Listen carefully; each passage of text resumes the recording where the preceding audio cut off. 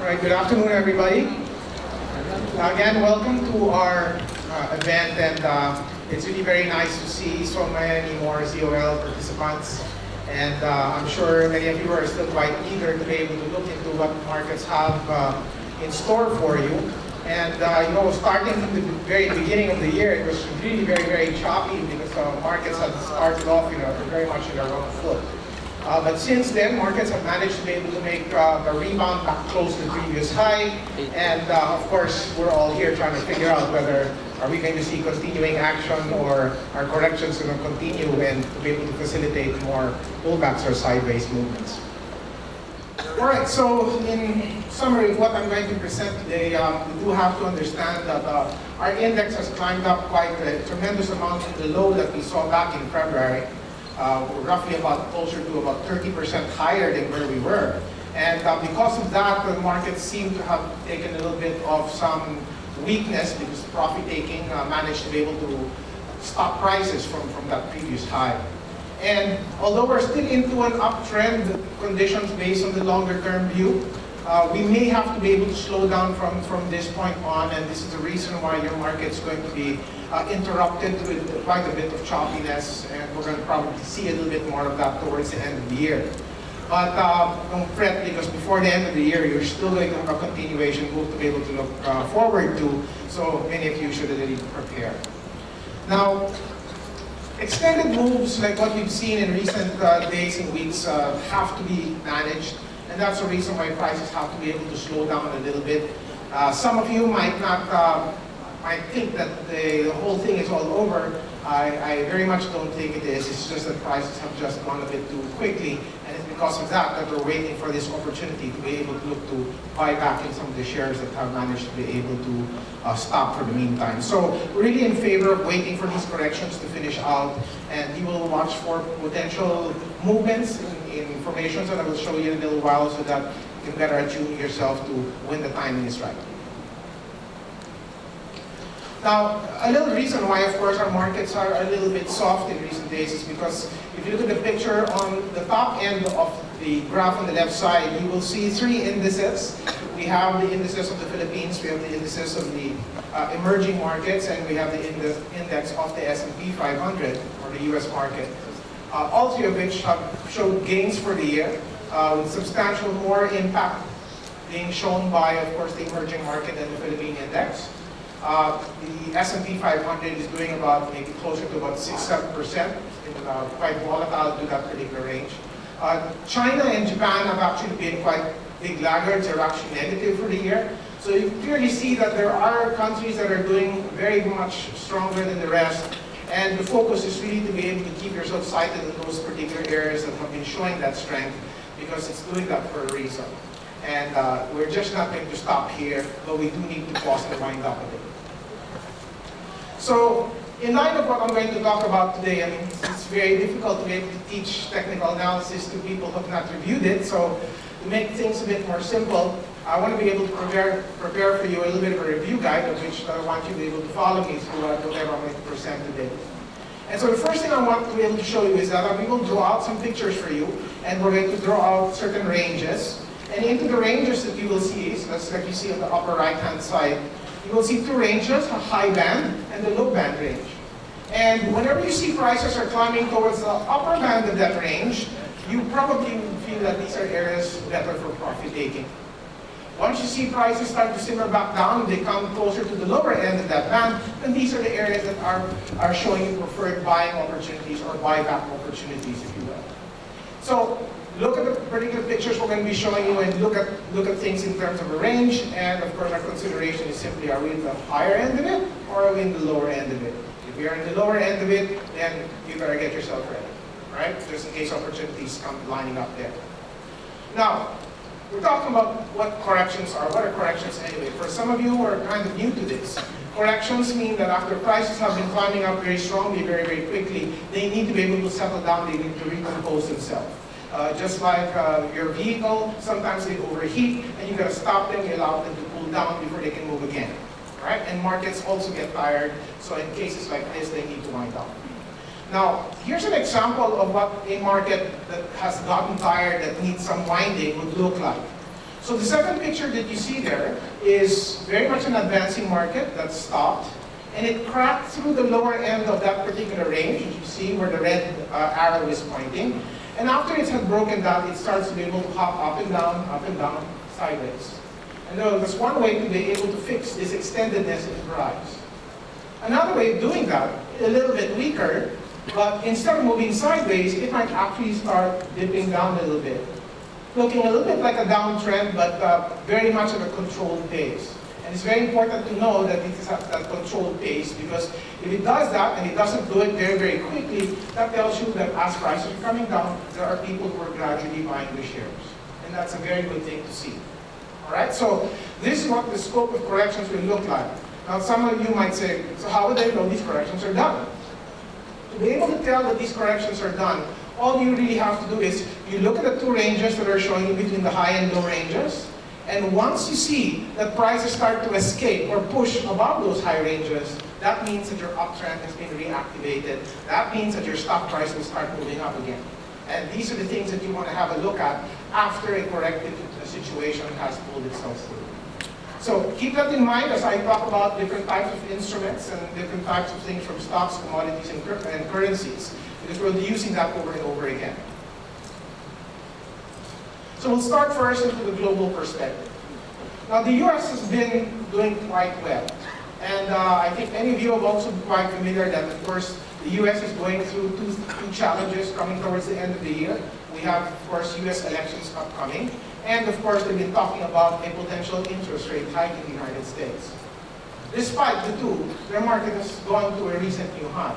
Although, if you were to look at it a little bit into a shorter term, you would see the graph on the right side, you would see that prices have managed to be able to go sideways for a while. So what it's doing here, it's trying to figure out whether it can continue or not.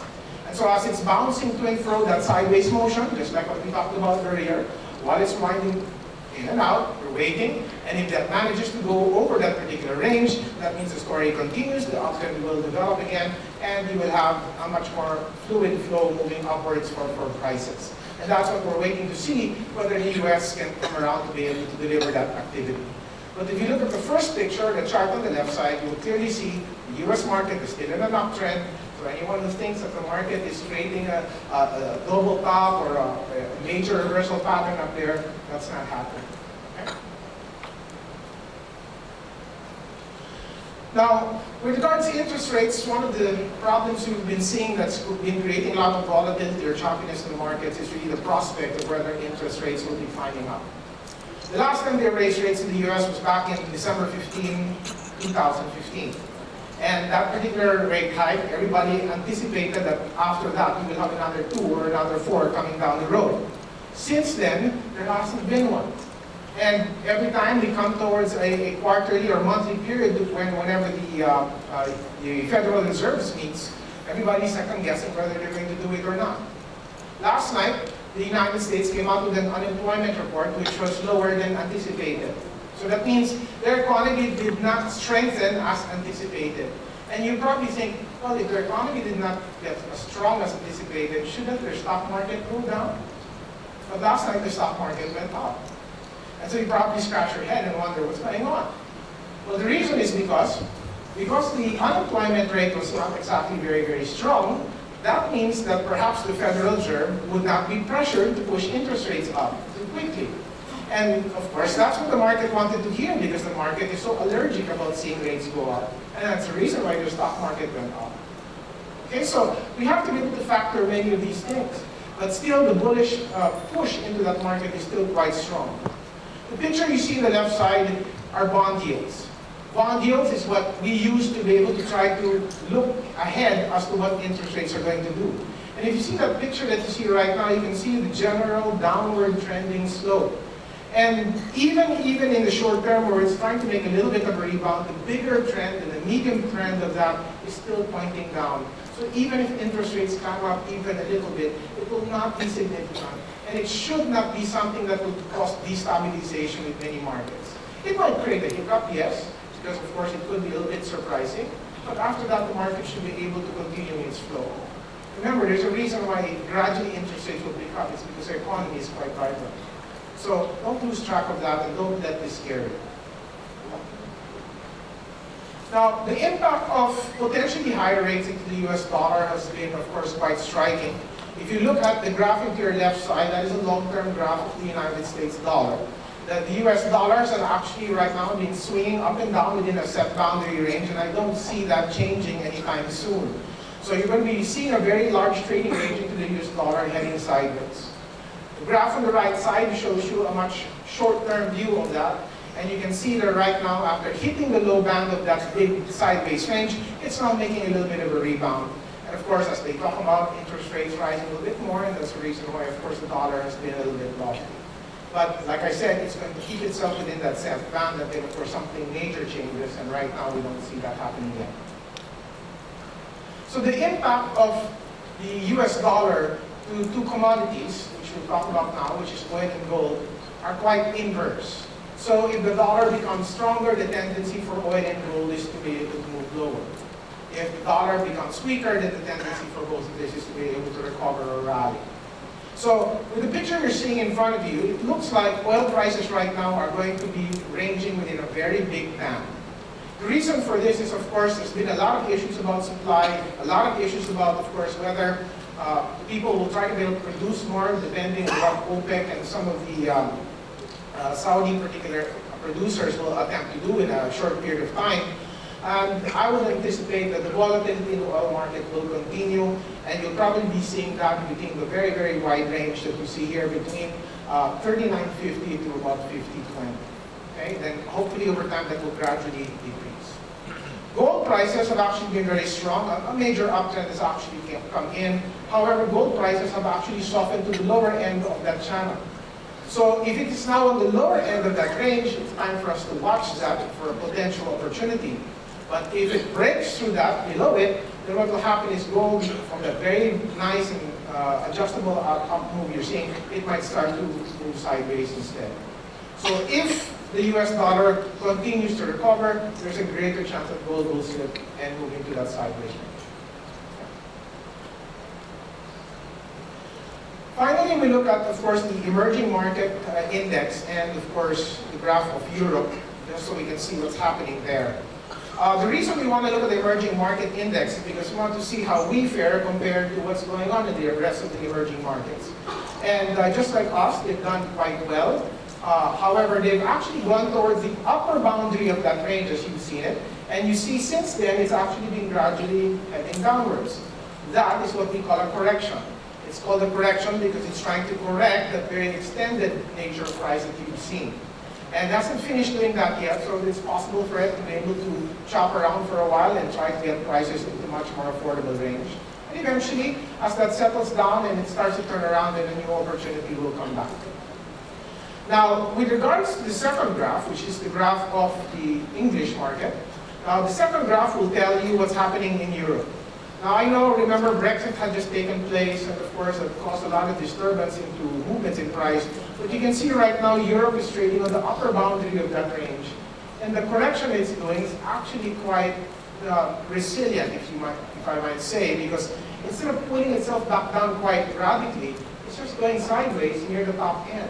And to me, that shows strength because it tells you it's unwilling to come down.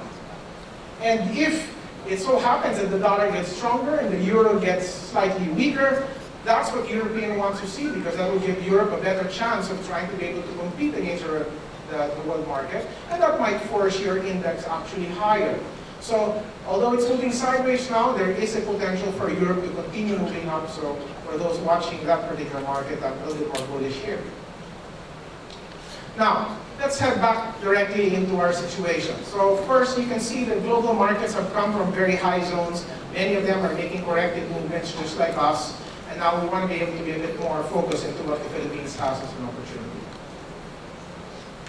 So the graph you see in front of you is the Philippine Stock Exchange Index. And you can see that there were certain circumstances that took place towards the beginning of this year that proved to be quite, interrupting of, or challenging, if I might say. And you might see that, of course, in the beginning of the year, we had interest rates raised in the US that caused a little bit of some commotion. And then, of course, we've had oil prices falling down in the beginning of the year. That also caused commotion because what it did to the potential impact on us on some of the OFWs. And then, of course, we had a presidential election of which that right after that, the market jumped up very, very strongly. If you notice here, it went up right away. Right? So one challenge after another, and of course Brexit, which was just a hiccup, and prices moved up very much, very quickly as well. Now, the only issue that I have over here is if you look at the white line that I've drawn here, you can see a major uptrend line here, and there's been a little bit of a breach. And whenever you get such motions like that, that means that uptrend that you see starts to slow down and starts to turn sideways. And that's usually how we attempt to be able to introduce that a corrective event is actually started already. So corrections have started. They're not going to be starting. So as corrections are already taking place now, what you have to be waiting for is when this correction ends. Because the minute the correction ends, you will have the next opportunity to be able to buy your issues. And that's what we have to look for. In terms of the Philippine peso, I think the impact relative to the dollar is, since the dollar is going to be ranging into a set range, I think your peso-dollar range here in the upper left-hand side is also going to start moving into a set range. But the range is going to be quite narrower. So if you notice the graph on the left side, it will be a range between 45.73 to about 47.37. And I think that will be your buy and sell range just for now. Like I said, I don't see any very big movements out of that range for the meantime, so you can use that graph there on your right side as a trading column for the Philippine peso. Now, with regards to the Philippine Stock Exchange Index, let's look at the bigger picture first. An uptrend which was generated back in 2009 was actually broken in the last correction we had. And that was in the beginning of this year with a very steep correction that had taken place, and it's broken through that. And what it did is for a very, very aggressive uptrend, it gradually turned it a little bit on a sideways streak. Upward yet, but still rather sideways. And so in a much shorter term, which is the picture you see on the right side, it also broke another trend line. And so if you're getting these cracks, that means your market's attempting to be able to slow down. Perhaps it ties into many things that April was telling you earlier, that of course valuations are a bit lofty, and because of that prices need to park and wait for the fundamentals to catch up to where prices are. Right? So we have to wind up, and we need to be able to regain energy before our market attempts to be able to resuscitate itself. And that simply means that we just have to be very much watchful of what the opportunities are. Now looking into the sub-indices, these are different types of sectors into the Philippine market, and in these particular circumstances, you can see there have been also similar cracks in trend lines, particularly for the commercial industrials. You also have the conglomerates break. The financials are holding, properties are holding. Services, although they're generally up, have actually come down since the high point because of the weakness we've been seeing in the telcos. And of course, we have the mining and oil for reasons I'm sure you're very familiar with. So, since the last correction we've had a very, very steep decline. The next correction we're having, or this correction that you're seeing now, will be a little bit more limited in scope. So don't expect a very, very heavy fallout in price. The correction you're going to see is sideways. And so maybe for those people who don't want to sell and just want to wait it out, you can. For those people who have taken some profit and are waiting for opportunities, you might get some, but don't anticipate it to be very, very large in terms of price levels. I would anticipate that if corrections come out to the full of this, it would withdraw between the ranges of about maybe closer to 7,500 or 7,300. And then we will get a much better test of support at about that price. So these are the areas that I will be looking at for potential corrective movements, at least into the short term. So when do we buy in, or when do we get back into the market? So if we see corrections, and corrections could be sideways or corrections could be slightly downward in angle, all you simply have to wait for are pictures like this into your graph. So if you see potential cracks above consolidations like this, and you see prices moving back up, that's your trigger. It tells you that the advances are coming back into place, and you can now see much more formidable movements into the market. If some of you are thinking, can I buy in the lower end of the range? Why not? You can try to do that too. And then you just have to be patient enough for wait for prices to be able to move back again. Okay? Now, in the second instance, in case you do see corrections that are a bit more steep, and you will get them, again, you wait for prices to be able to push over that high range to be able to tell you that the upward tracks have been reignited. And that's all we're going to have to wait for the time being, because corrections will only take those two shapes that you see there. It will not be anything other towards to that. let's review the companies that April presented to you. Although, of course, each one of these can actually be studied in greater detail, but my focus would be to point out to you where the areas of better buying opportunities should come out. And at about these levels, we're quite comfortable that prices might be able to push in a potential rally from then on. So we start from with Ayala Land. So Ayala Land is looking from a range. Hopefully we can pull back closer to about 37.60 because that area might provide a better area of support to hold prices at. Again, there's a big price channel and it's corrected and it's coming towards the lower end of the range. So it's time for you guys to watch for this a bit. Second is Banco de Oro. This has actually been very, very strong. It pushed off from very big consolidation back towards July, and it's making its correction also right now. I think it should start to level off pretty soon. My preferred buy range would be between 110.60 to about 107.25. Then we have, of course, Cebu Air. This stock's proving to be quite resilient, and it's trying to resist coming down. Well, perhaps there could be some structural things that's keeping it aloft right now. And right now, if we could get even pullbacks to 115 or 110, I think these areas will be really great. But the way things are going, it might even tighten that range and might not even go all the way back down to the second support. So let's try to be able to look for it in the lower band of that area. Concepcion Industries, similar pattern. So it might not be as strong as Cebu. Looking at this, they're perhaps closer to about 56 to about 52. 70 as potential buyback zones for these two companies. Century Pacific. This one seems to be encountering some degree of support right now, so you should be very, very watchful of that threshold that it's currently standing over. That level about 1650 should prove to be very important. Now, if that does not break and you see it breaks over the highs in the last 2 or 3 days, I think that will already be your entry spot. Because that's telling you that prices have already withheld itself in that correction and that you might be able to get a continuing flow. So keep an eye on this one. DNL, we like this, but since it's gone on the upper boundary of the range, I would prefer to buy this towards the lower end of the channel. And that would mean that you'd have to wait between 1090 to 1025 as a potential buy spot for DNL. And then we have EDC. Now, I'm not sure, I think April told you that if you have two stocks like this, since they're both related, you're probably just going to be able to pick one. I wouldn't suggest that you own both. And right now, first gen, which I'll talk about in a little while, seems to be looking stronger. So right now, if you're looking at the two graphs inside, I think what will happen with EDC is probably, since it's cracked a short-term trend line, we'll probably see it move sideways for the meantime, right? So maybe my personal pick will probably be first gen for many of you. EEI Corporation. I know April offered this to you, but the only thing I have against this issue is, well, two things. One is, whenever this stock corrects, volumes run away, and the tendency for prices to make wider corrections is quite clear. So you have to be prepared that this stock usually moves up and down quite at a very big range. And because of that, it seems to be threatening the lower end of that range, and if that continues to break, you might see pricing between 785 to 708. So maybe here you want to take your time. East West Bank, also coming from the high end of the range, and it's now pulling back down. It's already come closer to the lower end of your channel, so this is where we have to watch for potential buys. I see a certain technical degree of weakness over here called divergence.